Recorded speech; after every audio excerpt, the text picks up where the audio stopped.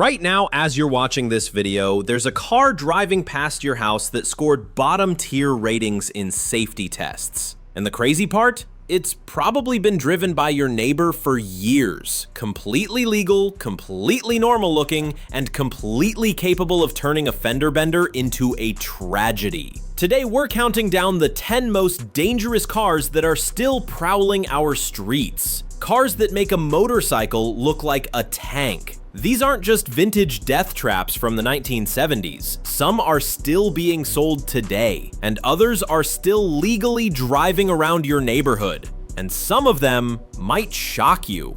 Let's get into it. The Mitsubishi Mirage.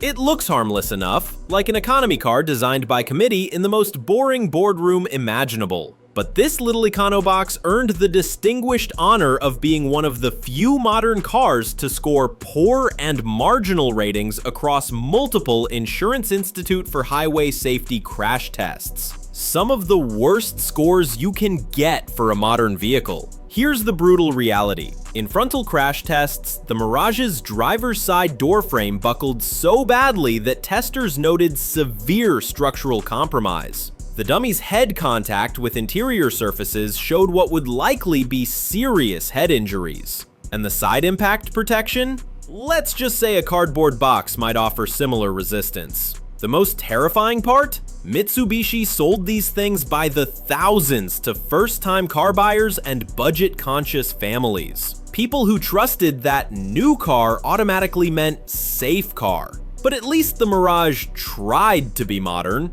Our next vehicle takes dangerous to a whole different level. It's been killing people for over 2 decades, and somehow it's still perfectly legal to buy one today. The Jeep Wrangler, America's favorite off-road icon, and statistically, one of the most dangerous vehicles on American roads. Not because it's poorly built, because it's built like a brick house with the aerodynamics of, well, a brick house. Here are the numbers that'll make you think twice. The Wrangler has a rollover rate significantly higher than typical SUVs according to NHTSA data. The two-door model consistently receives poor ratings in IIHS small overlap front crash tests, meaning in certain types of crashes, survival chances drop dramatically. The issue isn't mysterious, it's physics. The Wrangler sits tall, rides on a narrow track width, and has a center of gravity higher than a skyscraper's penthouse.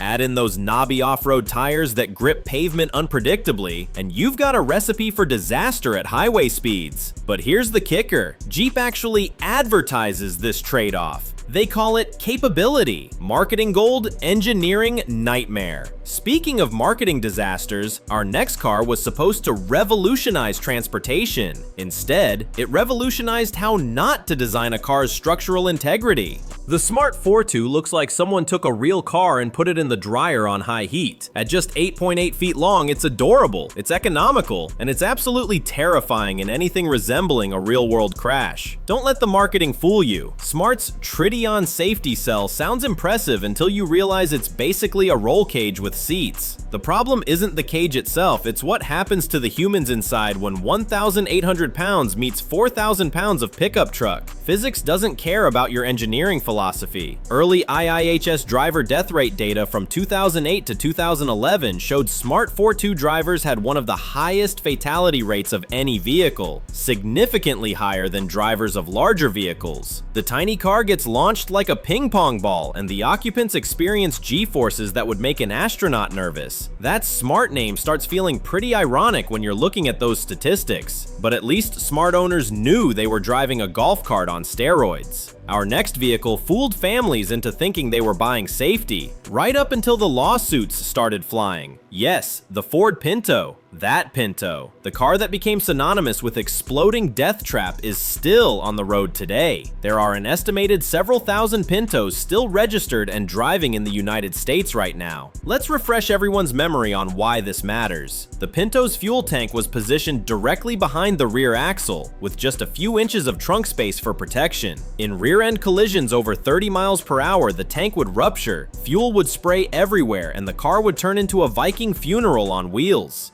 Ford knew about this. Internal memos from 1973 show they calculated it would cost $11 per car to fix the problem, but they'd rather pay wrongful death settlements instead. Their math said dead customers were cheaper than safe cars. The most chilling part? Every single Pinto still driving today has this same design flaw. Time doesn't fix engineering negligence. Ford eventually learned from their mistakes. The same can't be said for our next manufacturer, the Suzuki Samurai. Track width of 48.4 inches, wheelbase of 79.3 inches, and the stability of a drunk tightrope walker. Consumer Reports called it not acceptable due to rollover risk, and that was them being polite. Emergency lane change at 35 miles per hour? This thing would lift its inside wheels clean off the ground. Not lean, lift. Suzuki fought the allegations, pulled out of America entirely in 2012, but a dedicated cult following keeps some of these rolling dice on the roads today. Quick and deadly was the Samurai's specialty. Our next car took a different approach. It hid its deadly secret so well that it took decades and 174 deaths for the truth to surface. The Chevrolet Cobalt looks like every other boring compact sedan that's ever existed. Clean lines, reasonable fuel economy, reliable transportation, except for one tiny detail linked to 124 confirmed deaths, with some investigative tallies citing up to approximately 174. The ignition switch. Here's how the nightmare worked. The ignition switch was designed with a spring that was too weak to properly hold the key in the run position. Hit a pothole, add some weight to your keychain, or just drive normally, and the key could slip from run to accessory without warning. When this happened, the engine would shut off, power steering would die, brakes would lose assist, and here's the killer, the airbags would deactivate. So when you inevitably crashed because you suddenly had no power steering, the safety systems that should have saved you were offline. General Motors knew about this problem as early as 2001, but didn't issue a recall until 2014. 13 years of selling cars they knew were dangerous. The cover-up was so extensive that GM eventually paid $900 million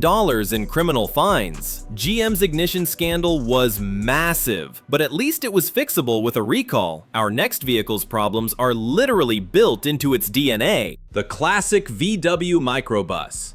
Hippie icon, surf culture legend, and mobile death sentence. These things are still cruising around today, looking adorable and friendly while offering crash protection that makes modern safety engineers weep. Let's talk about the engineering marvel that is the Type 2's safety design. The driver sits directly above the front axle with about 6 inches of sheet metal between their knees and whatever they're about to hit. There's no crumple zone because there's no space for a crumple zone. In a frontal crash, the driver becomes the crumple zone. The steering column is basically a spear pointed at the driver's chest. No telescoping safety design, no breakaway features, just solid German engineering that will go straight through your sternum in a crash. Analysis of vintage microbuses shows collision forces so severe that survival chances are slim. The entire front end collapses into the passenger compartment like an accordion. Yet people still drive these things daily, convinced that classic means cool rather than coffin on wheels. But hey, at least VW microbus drivers chose their danger knowingly. Our next car tricked millions of families into thinking they were buying premium German safety. Mercedes-Benz, the three-pointed star that symbolizes luxury, engineering excellence, and premium safety. Except when it comes to the original A-Class, which proved that even German engineers can create automotive disasters. The A-Class looked revolutionary, tall, spacious, and efficient. What Mercedes didn't advertise was that it had the stability of a house of cards in a hurricane.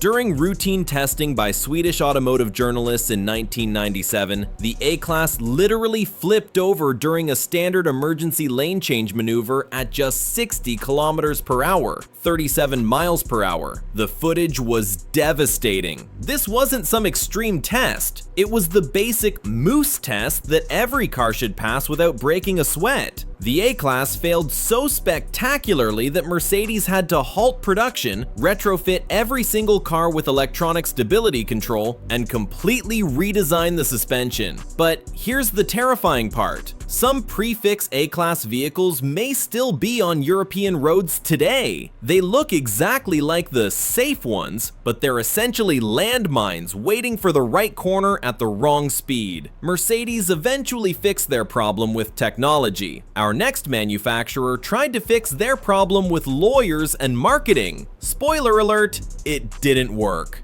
The Ford Explorer, America's best-selling SUV of the 1990s, and the reason we now have federal tire pressure monitoring systems. This vehicle turned highway driving into a game of Russian roulette, and the bullets were Firestone tires. The Explorer Firestone disaster wasn't just about bad tires, it was about a perfect storm of engineering compromises. Ford designed the Explorer with a narrow track width to fit through standard car wash bays, but kept it tall for that SUV look. To compensate for the resulting instability, they recommended lower tire pressures, which caused the tires to run hot and fail. When those Firestone ATX tires blew out at highway speeds, the narrow, tall Explorer would often flip. Over 270 people died, and more than 800 were injured. Congressional hearings revealed that both Ford and Firestone knew about the problem for years, but kept selling the deadly combination. The most infuriating part? Many of these Explorers are still driving around today with the same fundamental design flaws. New tires don't fix bad geometry, but even the Explorer's body count pales in comparison to our final vehicle, a car so dangerous that it's literally banned in some countries, yet somehow still legal to drive in America.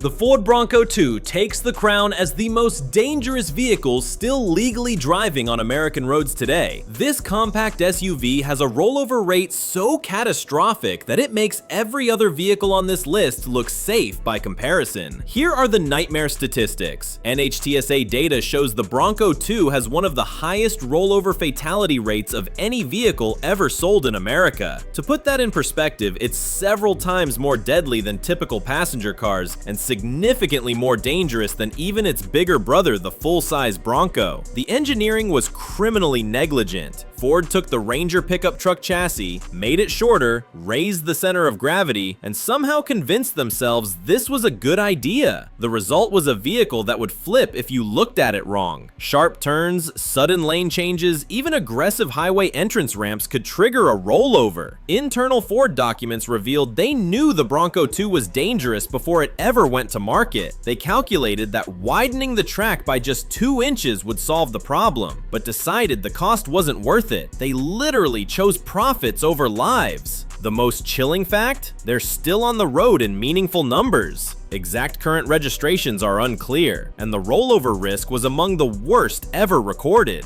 Every single one is a potential death trap that passed its last inspection with flying colors. Here's the final kicker that puts this in perspective. Driving a Bronco II wasn't just risky. Statistically, it was more dangerous than many extreme sports. Except unlike those activities, nobody buying one signed a waiver. So there you have it. 10 vehicles that prove new doesn't always mean safe, and legal doesn't always mean smart. The most terrifying part isn't that these cars exist, it's that most people driving them have no idea they're piloting potential death traps. The lesson here isn't to fear every car on the road, but to remember that safety ratings exist for a reason. That IIHS Top Safety Pick badge isn't just marketing. It's the difference between walking away from an accident and becoming a statistic. Before you buy your next car, spend 5 minutes looking up its safety scores. Your life might literally depend on it. And if you want me to break down the 10 safest cars you should actually be driving, let me know in the comments. That way, we're not just exposing problems, we're showing solutions. If this video made you think twice about that great deal you found on Craigslist, smash that like button. Subscribe for more automotive reality checks that might just save your life. And drop a comment. Do you know someone driving one of these death traps? Have you ever owned one yourself? Stay safe out there, and remember, the most dangerous car is the one you don't know is dangerous.